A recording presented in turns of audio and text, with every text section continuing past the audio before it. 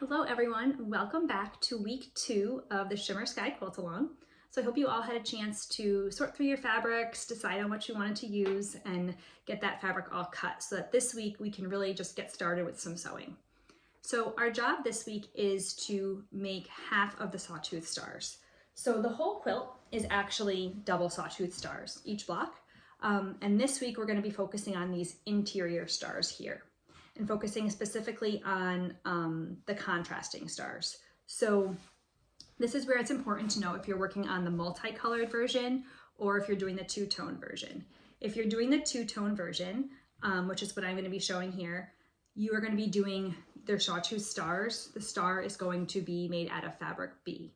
If you're making the multi-color version, your stars are going to be made out of fabrics B through H, or B through F, depending on which size you're making. So when you're done, you will have either 15 stars if you're making the smaller version, or 21 stars if you're making the larger version. If you are making the two-tone version, all of your stars will be the same color. If you're making the multi-color version, you'll be making 3 stars out of each color, out of each fabric. Okay, so let's get started. Now I'm going to show you how we make these stars and how we cut the flying geese. Okay, so for each star, you are going to need one 4x4 inch square of fabric A and one 3x3 inch square of fabric B. And then you're going to need 4 smaller squares from each fabric. So you're going to need 4, these are 1 3/4 inch of fabric A, and these are 2 1/4 inch, and there's 4 of them of fabric B. Okay, so how I would do this though, I should say, is if I was making this quilt, I would not sew 1 star at a time. If I'm making 15 stars, I'm gonna do each step 15 times so that I'm making 15 stars at once. That will just make the process a little bit faster. Or if you're doing the multicolor version, maybe you want to just do 3 stars at once. Do all of your fabric B stars, all of your fabric C stars, rather than doing stars 1 at a time. Again, it just makes it faster. Either way will get you there though. But for all of the purposes of today, I'm just going to make 1 star just so you can see the process.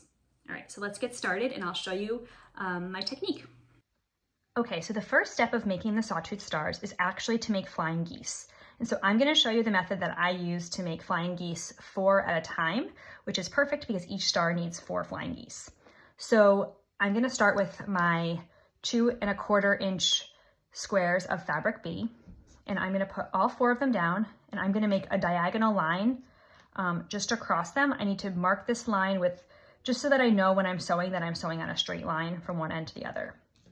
I like to use my hair marker, but you can use any kind of marking tool. So what I'll do is I will just take my ruler, so I'm making a straight line, and I'll push down. I don't really know how the lighting is here if you can see this, but I can see a clear indentation on my fabric, and then that is all I need to know. That's all I need for marking my fabric. Okay, so the next thing I'll take is my 4x4 inch square of, this is fabric A, and I'm going to take my fabric that I just marked and I'm going to turn it right sides together, and I'm going to put the corner on one corner there, and I'm going to match up these corners so that my fabric looks like this. You can put a pin in there if you'd like. I don't always pin it because it's pretty small. And then I'm going to sew 1/4 inch on each side of the marked line that I've made. Okay, so I'm going to go over to my sewing machine. I'm going to sew a line on each side, and I'll bring it back here to show you what that looks like. Okay, so let me show you what we've got here. So the white thread is kind of hard to see, but if you look, I've got a line sewn, a seam sewn on each side of the marked line that's in the center. So what I'm going to do next is I'm going to take my ruler and I'm going to put it right on the line that I drew with the hair marker, and I'm just going to take my rotary cutter and I'm just going to cut right through the center there. So now I have 2 separate pieces, and then the next step is that I need to iron them open this way. All right, so let me go back to my iron and I'll be right back. Okay, so that was quick. So I ironed. I always press my seams open. You can press them to the dark side if that is what works for you. But I always press my seams open. That's just how I learned. So now you have two pieces that look just like this. In my mind, I always call them like, this is the heart step. They just look like hearts to me. So what you're gonna do next with these hearts is you're going to take those other 2.25 inch squares of fabric B, and you're gonna place them right sides together, just through the middle like this, okay?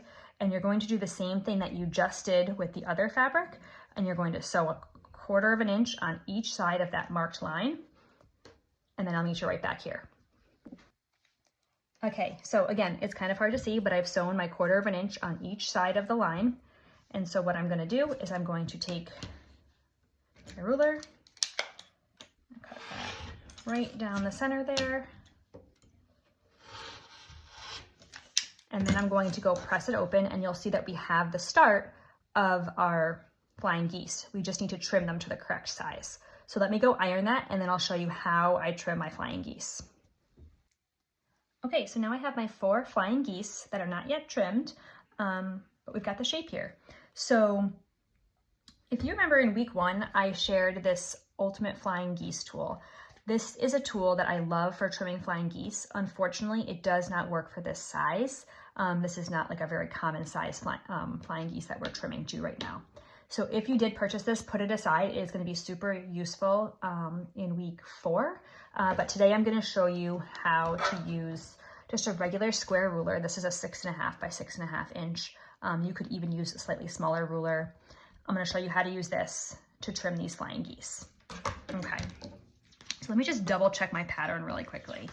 We are trimming these flying geese to, okay, 1 3/4 by 3 inches. Wanted to make sure before I went ahead and did it. All right, so what I'm going to do is I'm going to show you how to do it on one of these, and then it's the same process. So you want your end product to be 3 inches. So you're going to divide that in half and get 1.5 inches. And you're going to want to put this tip right on the 1.5 inch line so that you know it's in the center of your flying geese. Okay, so let's put this right here. This is the 1.5 inch line. You also want to line it up so that it is 1/4 inch from the top. So I don't have a ton of room here. I don't have a lot of waste, but you'll want to have, so my point here, the point of my flying geese is 1/4 inch down from the top, and it's 1.5 inches in.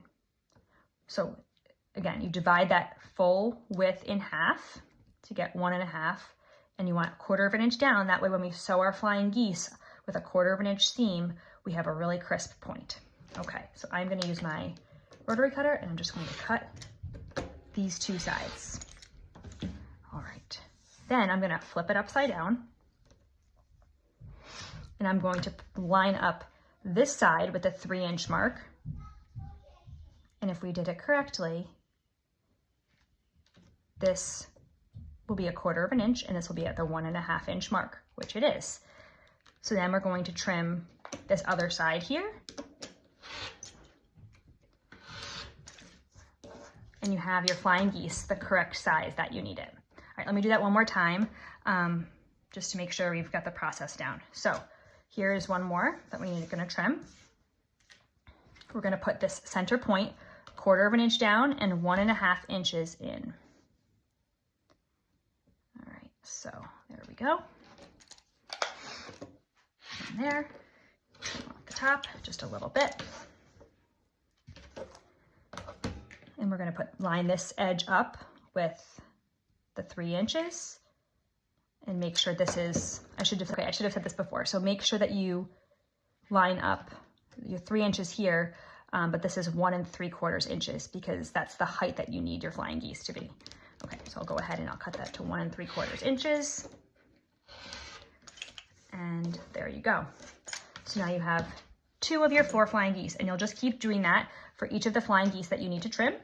And then once you have them done, I will show you the next step in the process for how I put them together to make sawtooth stars.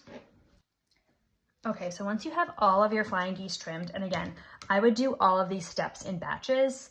I'm just doing 1 sawtooth star at a time now to just make it easier to show you. But if you were trimming like 60 sawtooth stars, if you were trimming 60 flying geese at once, that's a great time to just like put on a show on Netflix in the background and get trimming.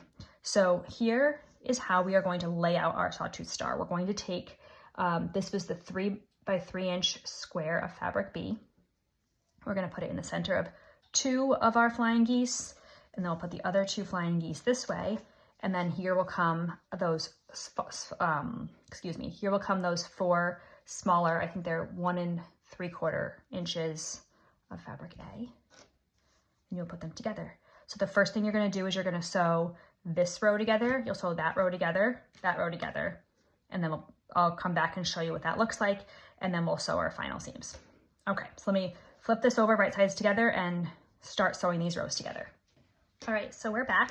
I sewed each of the rows. Now if you look, because we trimmed those with the 1/4 inch on top, it works out just perfectly. You have these nice crisp points here. So this is our center row, and then you have your top and bottom. Let me go grab my pins. Okay, so the next step is to sew these rows together, and this is where I do use pins. So I like to use these fork pins. I think I showed them in week 1. And how they work is, especially if you sew with your seams pressed open, I like to put a prong on each side of my seam, push it forward, and it's the same on the back. And then I will do that on the next seam,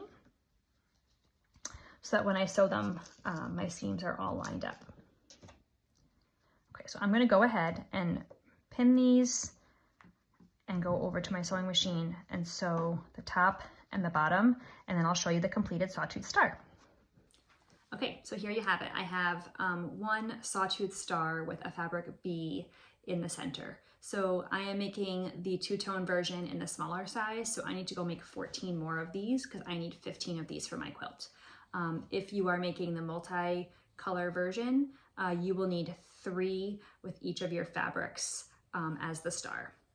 So I'm going to go ahead and make 14 more of these, and then there will not be a video next week. Next week we are doing the exact same thing, but with our fabric A in the center. So next week it will not matter if you are doing a multicolor quilt or a 2-tone quilt. All of your stars are going to be fabric A. If you are doing a multicolor quilt, the only difference will be that your fabrics out here may be different. So just pay attention to the pattern, and also pay attention to how many you need to make. So the smaller size, you will always need to end up with 15 sawtooth stars, and the larger size, you'll need 21. But then I'll meet you back here in week 4 with another YouTube tutorial on how to turn these sawtooth stars into double sawtooth stars. So we are on our way to making our Shimmer Sky Quilt top. I'll see you soon.